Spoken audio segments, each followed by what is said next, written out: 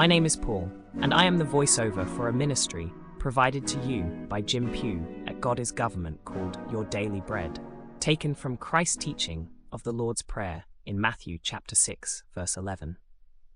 This is a daily devotion ministry focused not only on uplifting scripture, but scripture that will grow your spiritual connection with Christ. We hope that you receive these devotions to uplift you, encourage you, but most importantly, advance your knowledge base of the Holy Scriptures.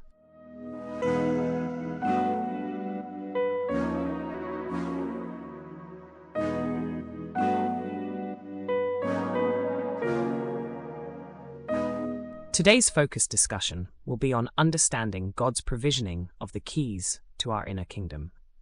If we were to ask each of you to describe God's process of provisioning the keys of the kingdom to humanity, what would you say?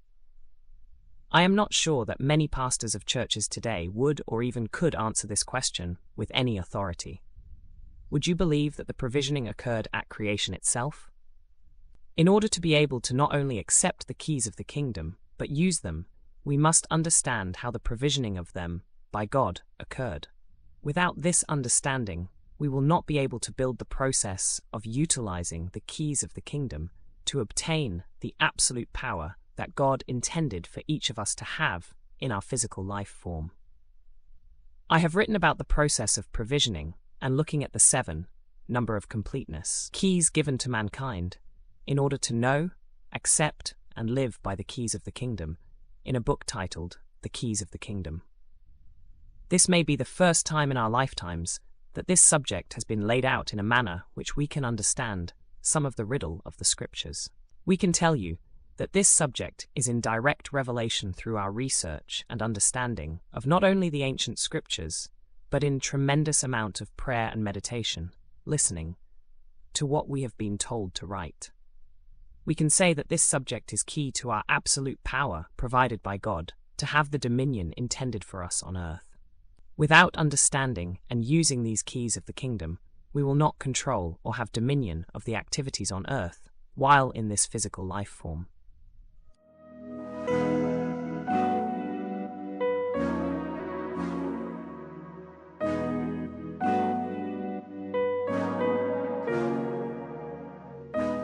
Let us break this subject down to understand what we are provided. The definition of provisioning from dictionary.com states the following. 1. A clause in a legal instrument, a law, etc., providing for a particular matter, stipulation, proviso. 2. The providing or supplying of something, especially of food or other necessities. 3. Arrangement or preparation beforehand, as for the doing of something, the meeting of needs, the supplying of means, etc. 4. Something provided, a measure or other means for meeting a need. 5. A supply or stock of something provided.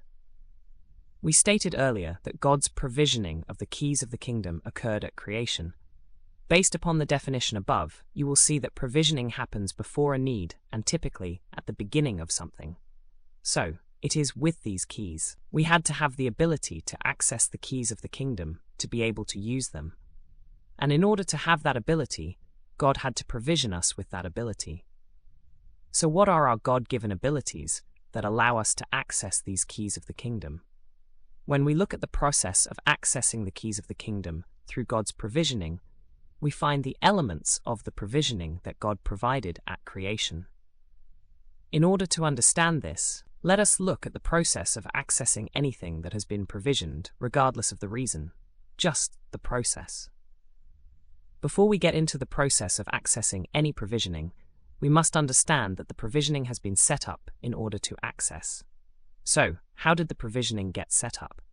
One thing that is important to make note early on in this discussion: universal laws that existed at the beginning of time are the same today. They have never changed. What has happened is that as we evolved through life, in meeting the commissioning of life by our Creator, go forth in my eyes and perfect thyself, our physical mind has evolved to the point of understanding these laws which we brought forth with us when we came into this physical form. Some of us have lived our lives in the beliefs of others and have taken these laws as they were taught to us. Others have moved past the beliefs of others and the belief of religions and have come to a knowing of these laws that allow us to co-create our life, which is the divine plan. This does not mean we are like God in His creation, but are co-creators of our life experiences on earth, as long as we are living within the divine authority given to God to humanity. We get to choose when, how, and what we want, and God provides, as long as we are covered through His covenants with humanity.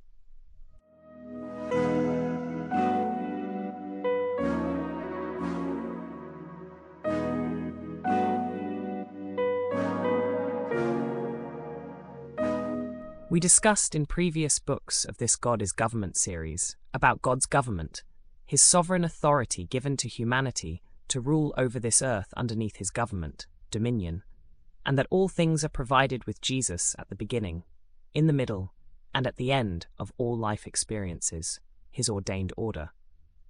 It is through His covenants with humanity that the umbrella of sovereignty resides. So let us take a journey through time one more time and look at God's governmental creation and relationship laws as they were laid out for us from the beginning. This will allow us to build our knowledge base considering the teachings we have all had in our churches, schools, and life itself. The divine plan is one of freedom. Freedom is the birthright of every living soul. The truth points the way to freedom under the law. The bondage we sometimes feel is only created by man. It is not God ordained.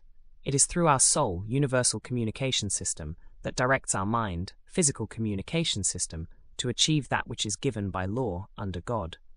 We could not have a mind unless there was a first mind behind ours, the mind of God which communicates with us constantly through our soul. Before the creation, the beginning, there were no laws. Our universal source, God, being pure love, had no reason for creating any laws. It was not until the creation itself that we find the first laws.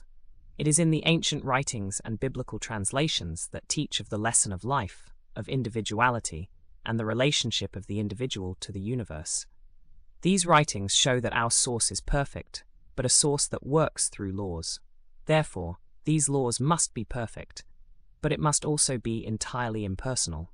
Our source, being the essence of goodness, can never be or do evil. But man, being finite or undeveloped, does both good and evil, and through experience learns the lessons that good alone is ultimate and absolute.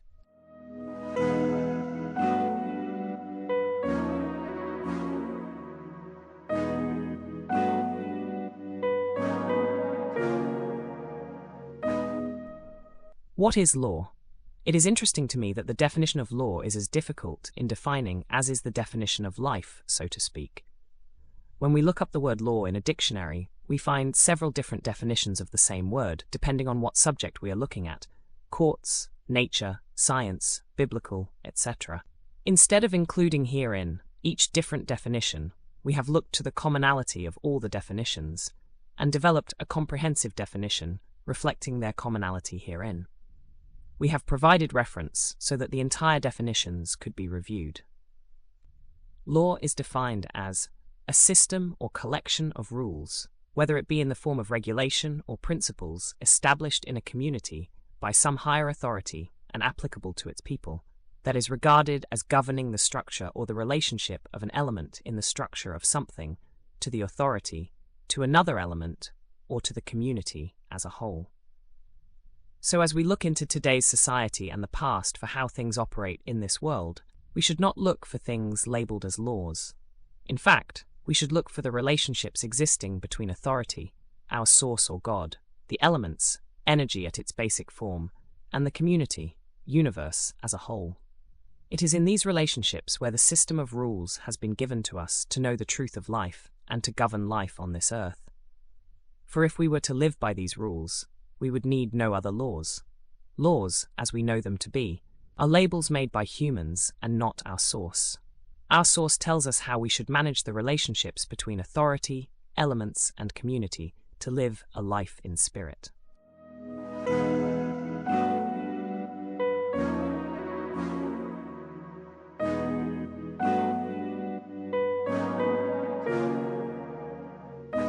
These relationships go far beyond what many of us can understand. It is not because we do not know they exist. It is because we have closed our minds to that which we know, as we have accepted what we have been taught. something completely different: programming. It is these relationships that respond to all our thoughts, both good and evil. It is the principles and regulations given to us by our source that become the doers. They are impersonal and remain neutral for all. To apply them correctly is the knowledge we must gain by understanding them and allowing them to take place. We can choose to prevent them from taking place in the manner by which our source has provided with our ego and experience unrighteousness, not only in our life, but in our home, our nation, and our world. In doing so, we limit our ability to co-create our life experiences when governing under God's government and receiving all the abundance given to us by the universe. Thank you for joining us in this exploration of God's provisioning of the keys to our inner kingdom. Until next time, remember to keep the faith, stay strong, and continue to shine your light in the world. To hear these daily devotions of your daily bread, please log on to goddessgovernment.com. Goodbye, and may your faith always lead the way.